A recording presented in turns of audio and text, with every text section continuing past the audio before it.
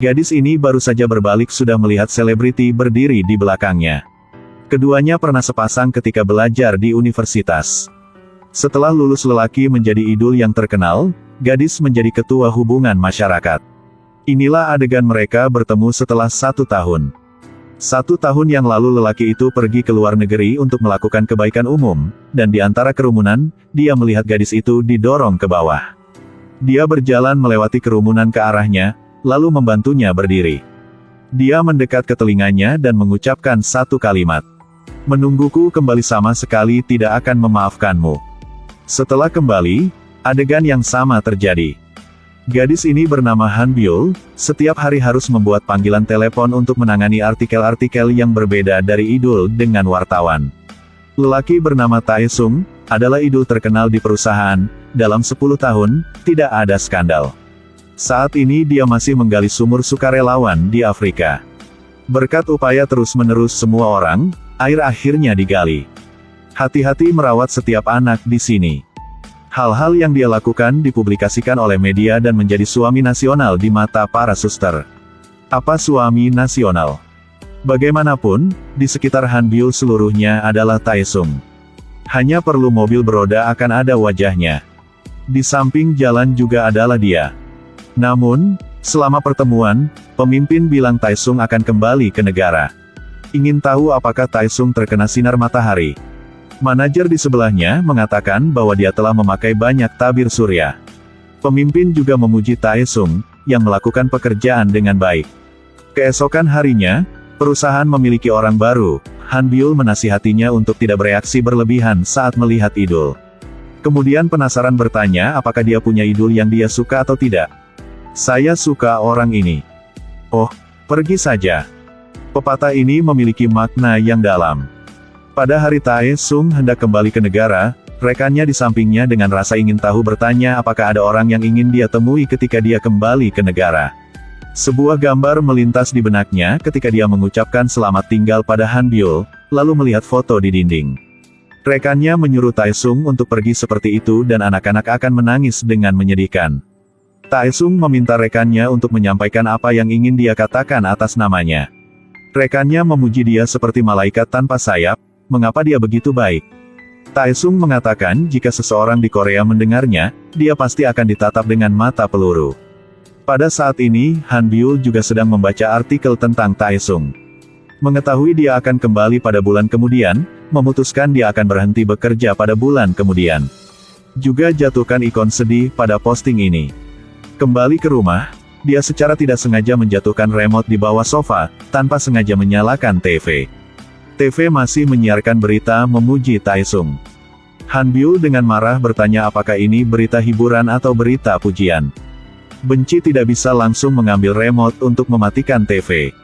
Setelah mengambil remote, dia tidak sengaja melihat foto dia dan Tae Sung. Apa itu? Mengapa ada foto di sini?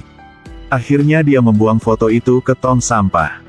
Namun ketika membaca berita bahwa Tae Sung memukul orang lain, tanpa mengganti pakaian maka bergegas ke perusahaan. Ketika semua orang tidak tahu berita ini benar atau salah, Han Byul bilang pasti bukan, menyuruh semua jangan khawatir.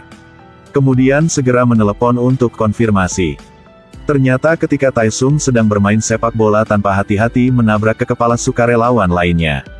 Pada saat ini dia baru saja tak khawatir. Kemudian hubungi media untuk menjelaskan bahwa ini hanyalah berita salah.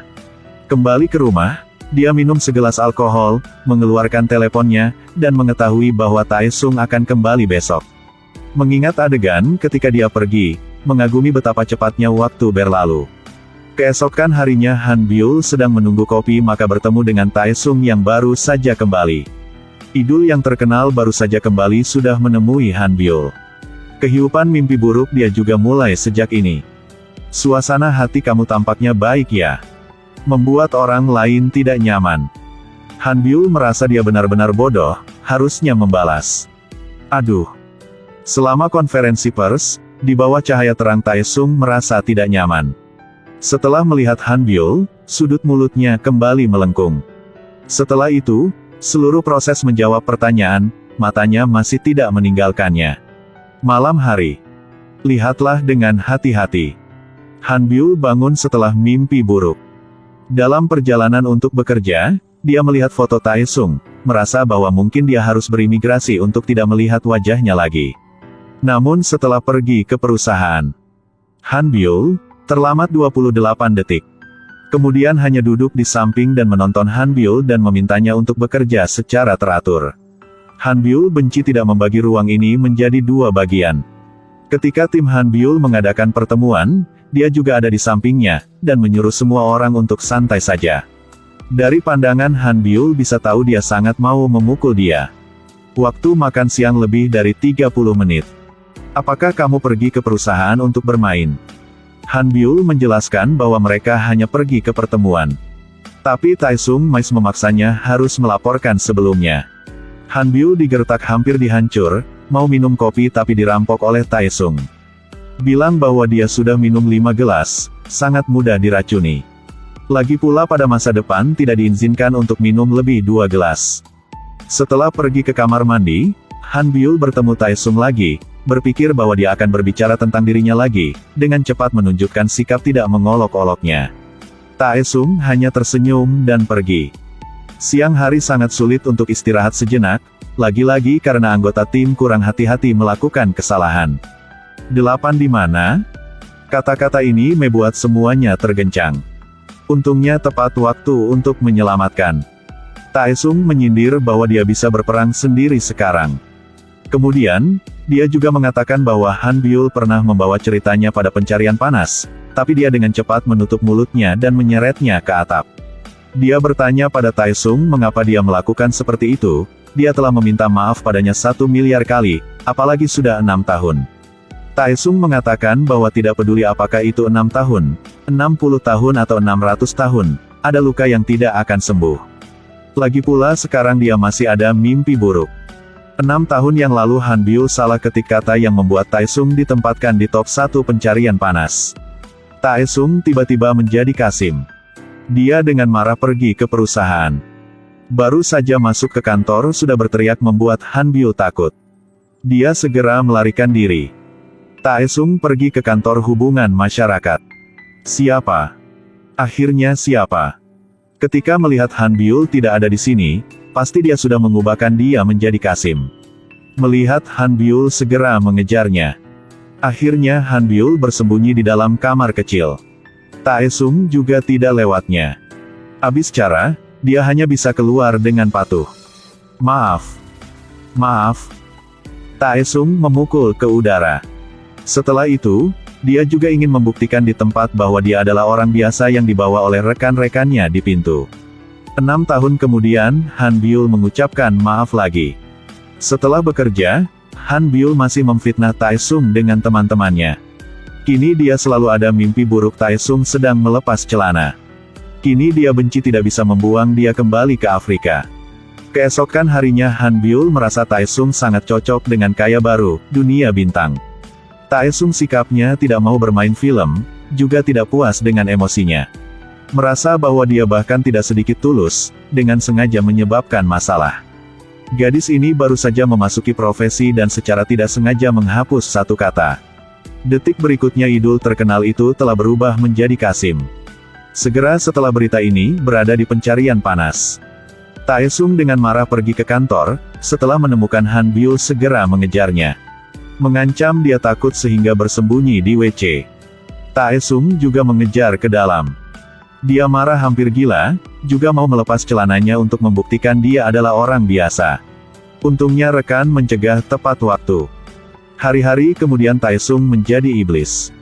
Sampai 1 tahun yang lalu dia datang ke Afrika untuk berpartisipasi sukarelawan. Dia mengira setelah kembali dia akan tidak menyebutkan berita itu. Tapi Taesung setelah kembali masih tidak mengabaikannya. Saat ini, Han Byul hanya berharap dia bisa cepat syuting. Namun, ketika dia melihat naskahnya, dia sengaja membuat masalah untuk Han Byul. Merasa bahwa ekspresinya tidak nyata, bahkan sedikit ketulusan sulit didapat. Sebenarnya kemudian dia sudah kembali untuk menjelaskan, menyuruh semua orang jangan memarahi Han Byul. Dia bukan karena Han Byul jadi tidak bermain film. Namun, setelah mengambil gambar majalah, Taesung melihat sekeliling untuk menemukan siluet Han Byul. Tak melihat dia jadi dia sangat marah. Han Byul lolos, dia masih minum kopi menikmati hidup, memberitahu rekan-rekannya sekitar 6 tahun yang lalu. Rekan kerjanya mengatakan kepadanya bahwa itu sebenarnya tanggung jawab Taesung. Kesalahpahaman yang disebabkan oleh dia, perusahaan bermaksud untuk memecatnya. Taesung kemudian secara pribadi memohon untuk mempertahankannya. Adapun ekspresinya, bahkan jika Han Byul digertak, itu hanya bisa karena dia menggertaknya. Pada malam hari, Taesung tidak bisa tidur, dia membaca naskah dan langsung mengirim SMS ke Han Byul. Bertanya-tanya mengapa dia ingin dia berakting dalam film baru. Melihat balasannya, dia segera menelepon untuk mengonfirmasi. Apa yang membuat Han Byul penasaran? Han Byul mengatakan kepadanya bahwa dia hanya ingin tahu tentang film yang akan dia perankan. Setelah mematikan telepon, Taesung melihat naskah, bertanya-tanya apakah Han Byul ingin melihat apakah itu kisah keduanya. Lalu melihat foto keduanya. Han Byul, kamu benar-benar membuatku penasaran. Setelah itu mulai dengan serius mempelajari naskah. Hasilnya keesokan harinya sudah ada berita dia berniat berperan film. Han Byul melihat foto di depannya dan mendesah. Tanpa diduga, Taesung diam-diam berjalan mendekat dan berpura-pura menjelaskan agar Han Byul tidak salah paham.